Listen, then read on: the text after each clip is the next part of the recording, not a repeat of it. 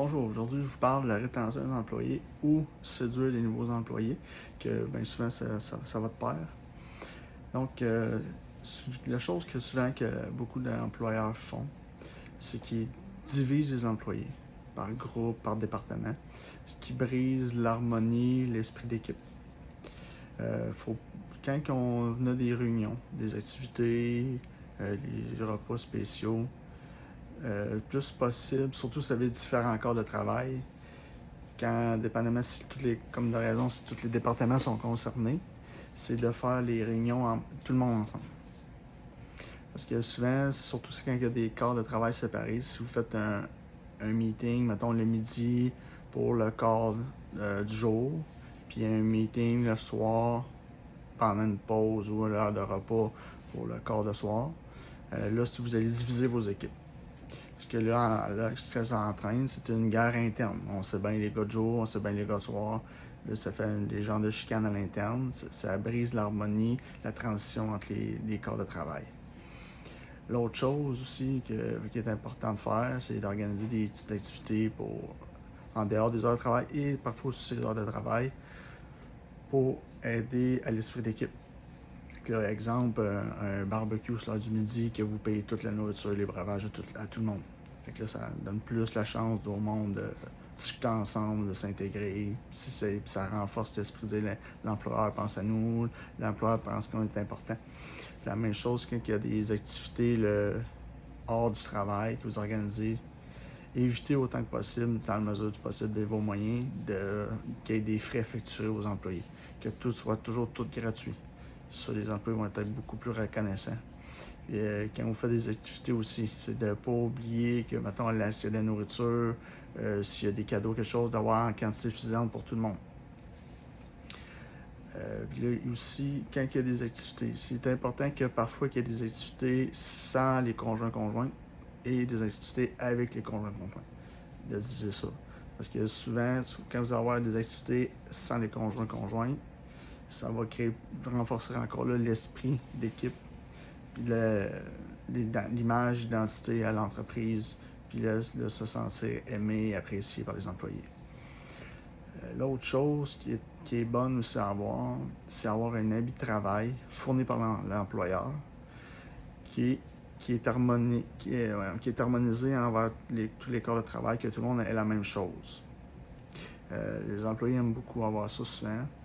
Et qu'est-ce qui est important, c'est d'avoir de quoi qui est différent de ce qui va être disponible aux clients ou à l'extérieur. Fait que d'avoir vraiment de quoi d'unique seulement pour les employés, pour que les employés s'identifient vraiment à la compagnie. Ça va aider le renforcement souvent de fidélité puis de fierté envers l'entreprise. Puis de vous efforcer d'avoir quoi de beau, de bonne qualité. Et ne pas oublier, quand vous choisissez les habits de travail, de demander de l'opinion des employés et vraiment la prendre en compte.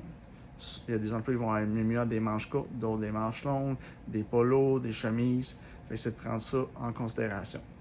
Fait que, exemple, mettons, à ce moment-là, vous pouvez séparer, exemple, la partie bureau, la partie production, avoir mettons, là, vous dites, bon, mais la partie production, ben, ils vont plus avoir des t-shirts, des polos, puis la partie bureau va avoir plus de chemises. Mais respecter l'image, les couleurs.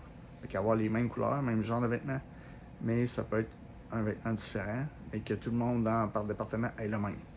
Pour vraiment être capable d'identifier les employés, que les employés se sentent dans un groupe. La chose qui est importante, c'est que quand vous êtes en prise de décision ou qu'il y a des problèmes dans des départements, de demander l'avis de tout le monde et de vraiment la prendre en considération. Ça, c'est une chose souvent les employeurs font. Ils demandent l'avis, mais oui, on va faire ça, vous avez des bonnes idées, et c'est passé en dessous du tapis. On fait complètement autre chose. Et là ça enchaîne en train de la graine, tout ça. Puis après ça, les employés veulent donner leur avis. Ça donne quoi? On donne notre avis, mais c'est pas respecté, ils ne regardent pas notre avis. Puis souvent, quand il va y avoir des grosses modifications, des restructurations, encore là, consultez les employés, les mieux placés dans votre entreprise pour voir ce qui se passe à l'interne, c'est vos employés. Souvent, il va y avoir des employés qui vont avoir des problèmes, ils ne parlent pas. Donnez-leur la chance de parler. Puis pour aider ça, c'est d'avoir une boîte, genre de suggestions. Vous pouvez créer un formulaire exprès dépendamment des problèmes qui va avoir des questions précises et leur avis. Et pas seulement des choix de réponse. Il y a des choix à développement. Parce que si vous avez un choix de réponse, vous allez tomber un peu comme les sondages visés. Vous avez tous des choix de réponse qui amènent, peu importe, à ce que vous avez décidé.